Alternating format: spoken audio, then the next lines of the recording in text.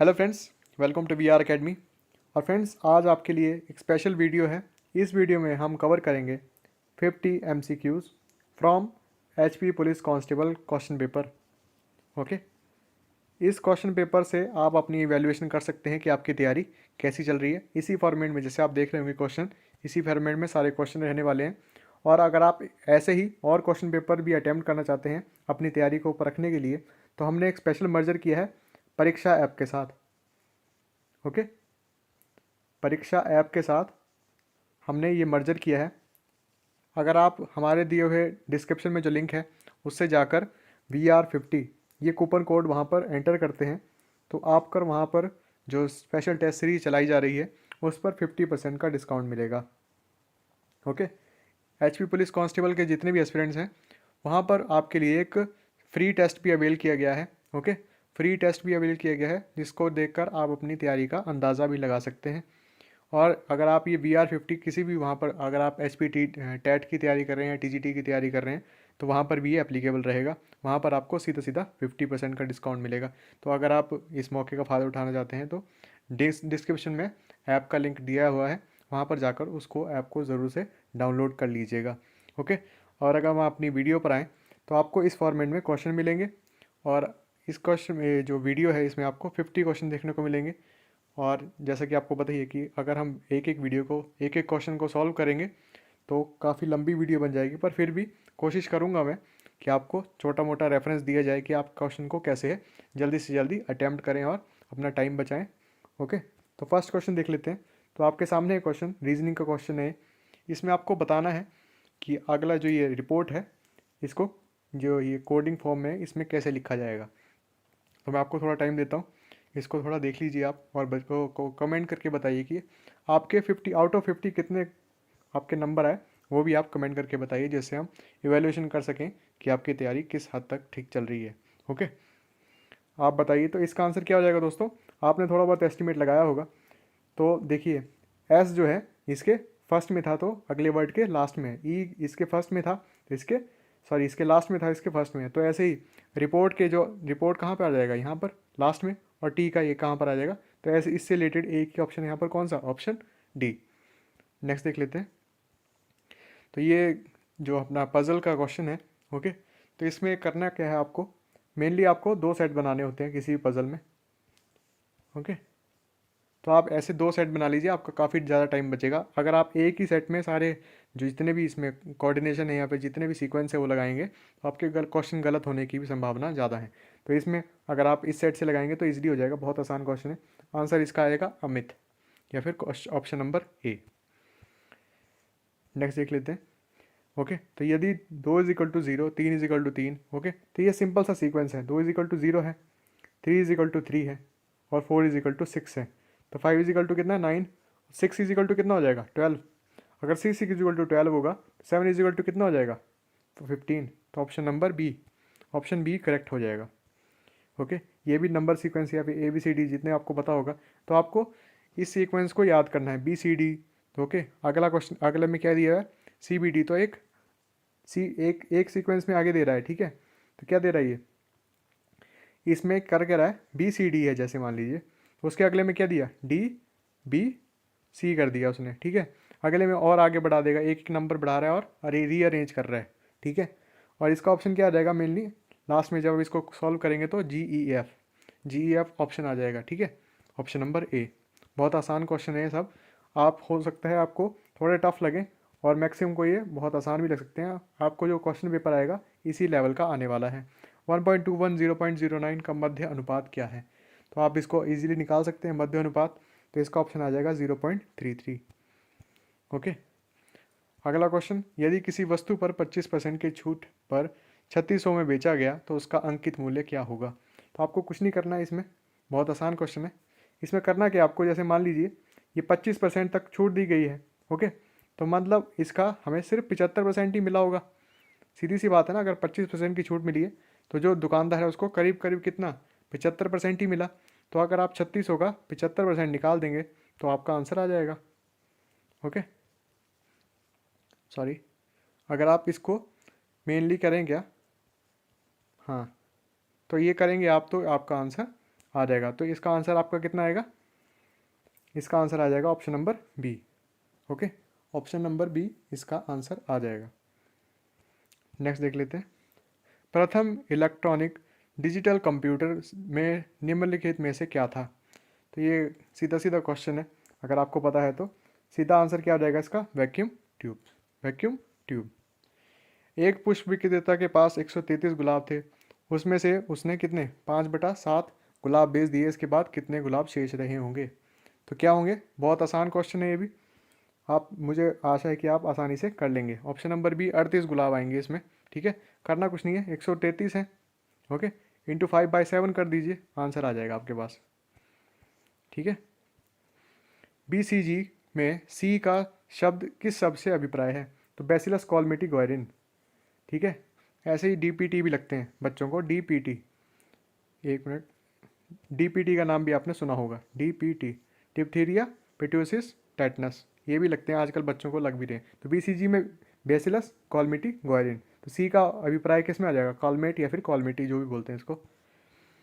अगला, sodium bicarbonate से carbon dioxide निकालने में अम्ल, विफल अम्ल एसिड कौन सा होता है? तो विफल अम्ल बताना है आपको। ठीक है, तो आपको सीधा सीधा याद पता होना चाहिए, कार्बोनिक एसिड, कार्बोनिक एसिड। ठीक है, नेक्स्ट, एक कॉलेज में हुए चुनाव में उम्मीदवार को 62% मत प्राप्त हुए, उसे 144 मत के अंतर से चुना गया, डाले मतों की कुल संख्या क्या होगी? ओके, बहुत ही आसान क्वेश्चन है दोस्तों ये भी, अगर आप इसको ट्राई करना चाहें तो बहुत आसान क्वेश्चन है। और इसका आंसर कितना आएगा? मेनली 600। ओके, इसको करने का थोड़ा सा मैं आपको अप्रोच बताऊं तो देख लीजिए कि 62% जो जीतने वाला है, तो आप देख लीजिए कि 100 में से 62% इसको मिल गए। ठीक है, तो जो बचे हुए 38% है वो दूसरे को मिले होंगे। ठीक है, और इसका डिफरेंस आपको दिया हुआ है कितना? 144। ठीक है, अगर मान लीजिए 62% किसी को वोट डले हैं, 38% दूसरे को डले होंगे। ठीक है, अगर इसको माइनस करेंगे तो उसका डिफरेंस दिया हुआ है आपके पास कि 144 मतों के अंतर से वो जीता है। तो ये कितना आएगा? 12 में से 8 गए 4 और 5 में से 3 गए, तो यानी कि 24% की वैल्यू 144 है, यानी कि इसको काटेंगे तो कितना आएगा? 6। तो 1% की वैल्यू आ गई आपके पास 6, और अगर 100% की वैल्यू निकालनी होगी तो कितनी हो जाएगी? 600। तो आप जल्दी से जल्दी इसको कैलकुलेट करिएगा। गुरु जल का रासायनिक संगठन क्या होता है? गुरु जल, भारी जल भी बोलते हैं इसको। ओके, तो भारी जल का रासायनिक क्या है? D2O। परमाणु ऊर्जा में भी इसका इस्तेमाल किया जाता है, D2O का। ओके, जब पानी जम जाता है तो उसका घनत्व क्या होता है? बहुत आसान क्वेश्चन है। ओके, 8th लेवल का क्वेश्चन है। तो क्या होता है? इसका घनत्व घट जाता है, इसलिए पानी में जो आइस होती है, बर्फ़ होती है, वो तैरती है, क्योंकि उसका घनत्व पानी से कम होता है। ठीक है, नेक्स्ट, 1, 3, 5, 7, इससे रिलेटेड ये किसका क्वेश्चन है? नंबर सीरीज का क्वेश्चन है ये भी। ओके, तो इसमें क्या है? इसका क्या निकालना है हमने? औसत या एवरेज। तो इसका एवरेज कितना निकलेगा? 13। इसको अगर आपके पास कोई भी ऑप्शन दिया होगा तो सेंटर वाली जो डिजिट रहती है वो मैक्सिमम इसका आंसर रहता है, या फिर बेसिक अप्रोच ये है कि जितने नंबर है उनको जोड़िए, उसको जितने टोटल नंबर ऑफ इसको जोड़ के उतने ही नंबर से डिवाइड करना होता है। ये तो आपको पता ही होगा, बहुत आसान क्वेश्चन था ये भी। 15th क्वेश्चन, वातावरण में मौजूद सल्फर ऑक्साइड बारिश में धुल जाते हैं और क्या बनाते हैं? क्या बनाते हैं दोस्तों? बहुत आसान क्वेश्चन। मृदा में पीएच का निम्नीकरण, पीएच क्या होता है? Concentration of hydronium ions. ठीक है, तो मृदा में यानी कि मिट्टी में निम्न स्तरीकरण करते हैं पीएच का। ओके, दिए गए वैकल्पिक शब्द, ऐसे शब्द का चयन कीजिए। तो आपके सामने जो शब्द है इसमें से ऐसे शब्द का चयन करना है जिसको इसका इस्तेमाल करके ये शब्द ना बनाए जा सके। तो इसका ऑप्शन क्या हो जाएगा? रिट्रीट। रिट्रीट क्यों हो जाएगा? क्योंकि यहाँ पर ए है, यहाँ पर आप देखेंगे कहीं पर भी ए नहीं होगा। तो ये जल्दी से जल्दी आपके ऑब्जर्वेशन स्किल को परखने के लिए ऐसे क्वेश्चन डाले जाते हैं। निम्न में से क्या स्वतः पोषित है? स्वतः पोषित क्या? ऑटोट्रॉप्स, जो अपना खाना खुद बना लेते हैं। तो कौन सा है यहाँ पर? बहुत आसान क्वेश्चन ये भी, शैवाल।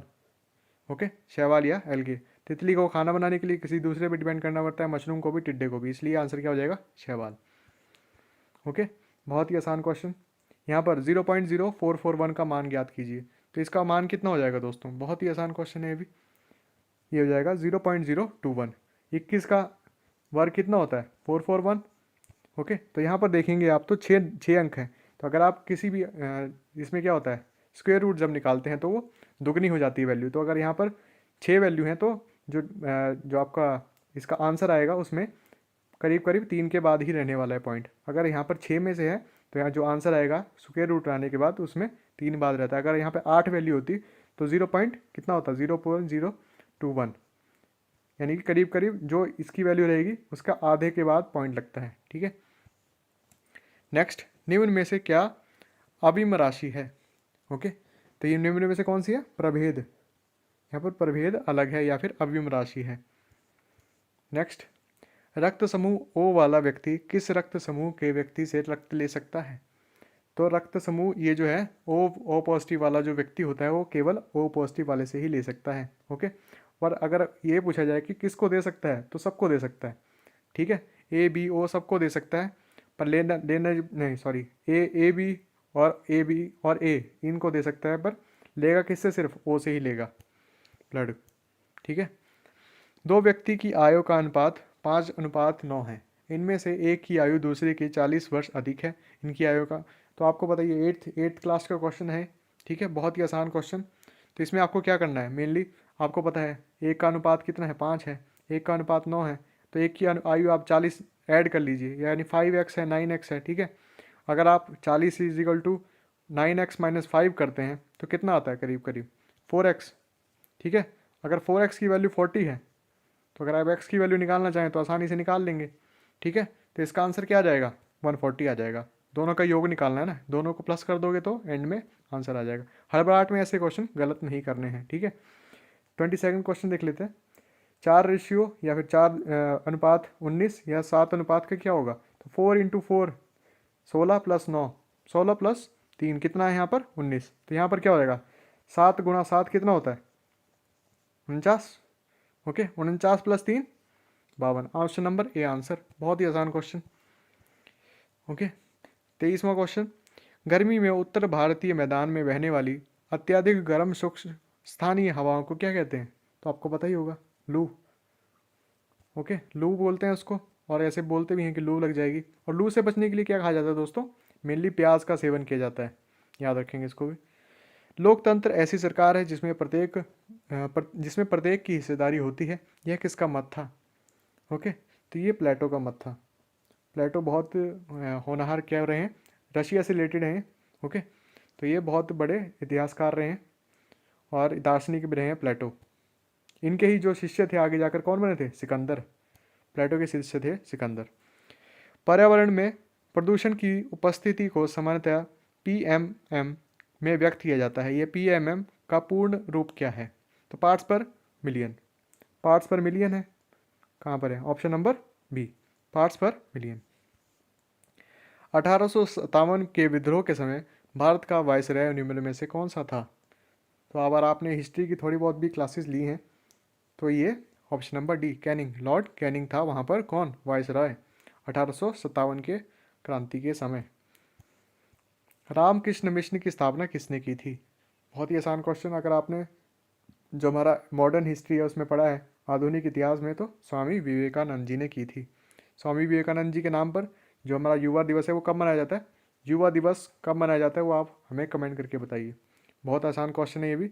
युवा दिवस या जो अपना यंग लोगों के लिए मनाया जाता है वो कब मनाया जाता है, किस तारीख को मनाया जाता है? ओके, 28 एस चक्रवर्ती हिमाचल प्रदेश में के क्या थे? हिमाचल जीके से क्वेश्चन है। ओके, तो हिमाचल के जो प्रथम राज्यपाल थे वो कौन थे? एस चक्रवर्ती। अगर आप हमारी VR अकेडमी पर जो क्लासेस हैं, रेगुलर क्लासेस, उसको अटेंड कर रहे हैं तो आप आसानी से इन क्वेश्चंस को सॉल्व कर पा रहे होंगे। ओके, 29th, दादा भाई नौरोजी ने अपने धन का पलायन सिद्धांत की किस बुक को में वर्णन किया था? तो आप बताइए दोस्तों। तो ये क्या था? पॉवर्टी एंड अन ब्रिटिश वल इन इंडिया।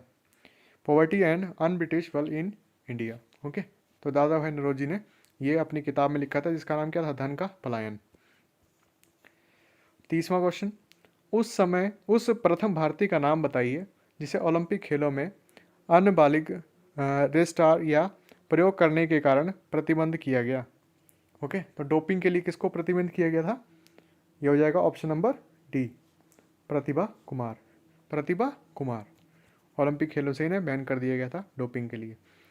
ऐसे घने दूसरी बादलों को क्या कहते हैं जो वर्षा कराते हैं? क्या कहते हैं दोस्तों? वर्षा स्तरीय मेघ। वर्षा स्तरीय मेघ। ओके। कपासी बादल कौन से होते हैं? जिनसे बारिश नहीं होती है। ओके। कपासी बादल से बारिश नहीं होती है। 32वां क्वेश्चन देख लेते हैं।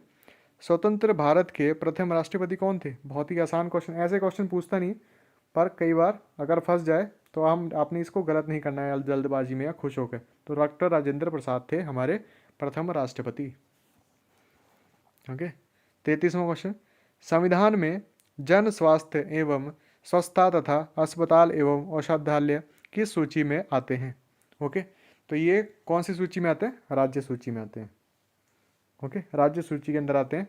समवर्ती सूची कौन सी होती है दोस्तों? जिसमें राज्य सूची और राज्य प्लस केंद्र दोनों कानून बना सकते हैं।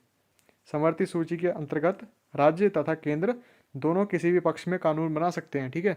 और केंद्र सूची में सिर्फ केंद्र कानून बना सकता है, राज्य सूची में सिर्फ राज्य कानून बना सकते हैं। तो राज्य सूची के अंदर आते क्या? जन स्वास्थ्य, स्वच्छता, अस्पताल और औषधालय, ये सब कहाँ आते हैं? अपना राज्य सूची में। पुलिस या फिर यूनिवर्सिटीज़ ये सब किस में आती हैं? समवर्ती सूची में, जिसमें राज्य और तथा केंद्र दोनों कानून बना सकते हैं। कृषि से भारतीय औद्योगिक विकास का बढ़ावा किस प्रकार मिलता है? कृषि, आपको पता ही है कि हिमाचल में जो प्राइमरी या फिर जो अपना निम्न स्तर पर सबसे ज़्यादा क्या की जाती है? भारत में कृषि की जाती है। ओके। तो ये क्या है? दोनों ही हो जाएंगे इसमें। श्रमिक को रोटी कपड़ा मुहैया करा के और औद्योगिक उत्पादों को के लिए बाजार खोलकर। तो क्या हो जाएगा ऑप्शन नंबर सी। ठीक है। ऊपर दिए हुए बल्कि सभी बिल्कों में। ठीक है। या फिर कच्चे माल की आपूर्ति, तीनों हो जाएंगे मतलब। यथार्थ का विलोम शब्द। ओके। तो हिंदी से रिलेटेड क्वेश्चन है।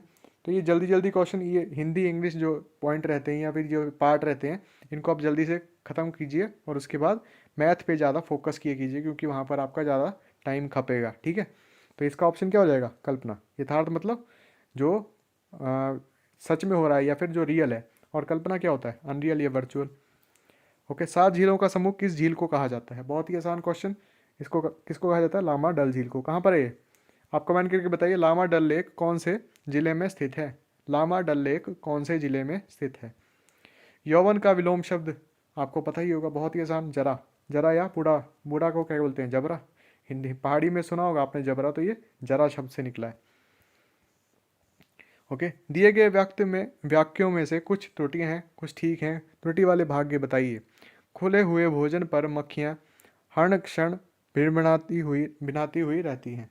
क्या हो जाएगा दोस्तों इसमें? अशुद्ध को छांटना है तो भिनभिनाती हुई रहती हैं, ये गलत हो जाएगा आपका। ओके। त्रुटि वाला भाग है भिनभिनाती रहती हैं, इतना होगा। ठीक है। बादल का पर्यायवाची शब्द। बादल का पर्यायवाची शब्द क्या है? तो बादल का पर्यायवाची शब्द है प्रयोद। यहाँ पर प्रयोद हो जाएगा। ओके। समुद्र में लगने वाली आग वाक्यांश के लिए एक शब्द दीजिए। तो समुद्र में लगने वाली आग के लिए क्या कहते हैं? बड़वाग्नि। ओके। बड़वाग्नि। बड़वाग्नि कहते हैं समुद्र में लगने वाली आग को। जंगल का पर्यायवाची शब्द बहुत ही आसान, कानन। कानन हो जाएगा जंगल का पर्यायवाची शब्द। दिए गए 4 वाक्यों में से एक वाक्य शुद्ध है, 3 अशुद्ध हैं। शुद्ध वाक्य को चुनिए। ओके। तो 42वें क्वेश्चन का क्या हो जाएगा? हमें दिल्ली जाना है, ये कौन सा हो जाएगा? शुद्ध। ओके। हमने दिल्ली जाना है, ये भी गलत है, ये सब गलत हो जाएंगे। हमें दिल्ली जाना है, ये करेक्ट आंसर है। 43, शीर्षक को चयन करते समय अवतरण में निहित भावों को और विचारों को परख कर लेनी चाहिए। इस वाक्य में त्रुटि की पहचान कीजिए। तो इस वाक्य में क्या हो जाएगा? त्रुटि क्या है? शीर्षक को चयन करते समय। ओके। शीर्षक को चयन करते समय यहाँ पर त्रुटि भरा हुआ है, बाकी सब करेक्ट है। आंसू का बहुवचन बताइए। तो आंसुओं नहीं होगा, आंसू का बहुवचन क्या होता है? आंसू ही होता है। तो 44 का ए। इत्यादि शब्द का सही संधि विच्छेदन कीजिए। तो अगर आप हिंदी सेक्शन छोड़ रहे हैं तो आप देख लीजिए कितने ज़्यादा क्वेश्चन हिंदी से आते हैं और काफ़ी अच्छे लेवल के आते हैं। इति प्लस आदि। इति प्लस आदि क्या होता है? इत्यादि। ओके। परोपकार में प्रयुक्त संधि का नाम बताइए। परोपकार में प्रयुक्त संधि, तो ये कौन सी संधि है? परोपकार, ये गुण संधि है। ओके। गुण संधि है परोपकार में। पानी पी पी कर कोसना मुहावरे का अर्थ बताइए। ओके। तो मुहावरे इसका क्या अर्थ है? हर घड़ी दूसरे पर अमंगल चाहना, हर घड़ी दूसरे का अमंगल चाहना या बुरा चाहना, तो इसको क्या बोलते हैं? पानी पीकर कोसना। नेक्स्ट, निम्नलिखित शब्दों में से स्त्रीलिंग शब्द का चयन कीजिए। ओके, तो इसमें से स्त्रीलिंग शब्द कौन सा है दोस्तों? ऑप्शन नंबर डी, स्थापना। ओके, स्थापना शब्द कौन सा है? स्त्रीलिंग है यहाँ पर, बाकी सब पुल्लिंग है। न सावन सूखे न भादो हारे लोकोक्ति का अर्थ बताइए। तो इसका बहुत आसान आंसर है, सदैव एक सी मानसिकता में रहना चाहिए। सदैव एक सी मानसिकता में रहना मतलब ना सावन सूखे ना भादो हारे। ओके, फिर एक आपके लिए रीजनिंग का क्वेश्चन है। डी, ये इससे रिलेटेड है, तो इससे रिलेटेड कौन सा शब्द होगा? तो ये वाला ऑप्शन हो जाएगा, ऑप्शन नंबर सी। ओके, तो दोस्तों आपके आउट ऑफ 50 कितने क्वेश्चन ठीक हुए आप कमेंट करके ज़रूर से बताइए। ओके, कमेंट करके ज़रूर से बताइए, और आपकी तैयारी कैसी चल रही है। और उसको इम्प्रूव करने के लिए मैं आपको एक बार फिर से बता देता हूँ कि आप परीक्षा ऐप, जिसका लिंक आपको डिस्क्रिप्शन में मिल जाएगा, उसको ज़रूर से डाउनलोड कर लीजिए। वहाँ पर आपको एक फ्री पेपर मिलेगा, और मैं चाहूँगा कि जितने भी लोग ये देख रहे हैं वो जाकर उस ऐप में जाकर वहाँ क्वेश्चन पेपर ज़रूर से अटैम्प्ट करें। और अगर आप वहाँ पर जो हमारी टेस्ट सीरीज चल रही है उसको ज्वाइन करना चाहते हैं तो VR अकेडमी VR50 करके एक स्पेशल कूपन कोड जनरेट किया गया है आपके लिए, तो उसके लिए आपको 50% जो है डिस्काउंट मिल जाएगा उस वीडियो जो वहाँ पर टेस्ट सीरीज चल रही है। ओके, और साथ ही साथ अगर हमारे व्हाट्सएप ग्रुप से जुड़ना चाहते हैं तो वो भी आपको डिस्क्रिप्शन में मिल जाएगा। ओके, इसी के साथ वीडियो करते हैं समाप्त। धन्यवाद।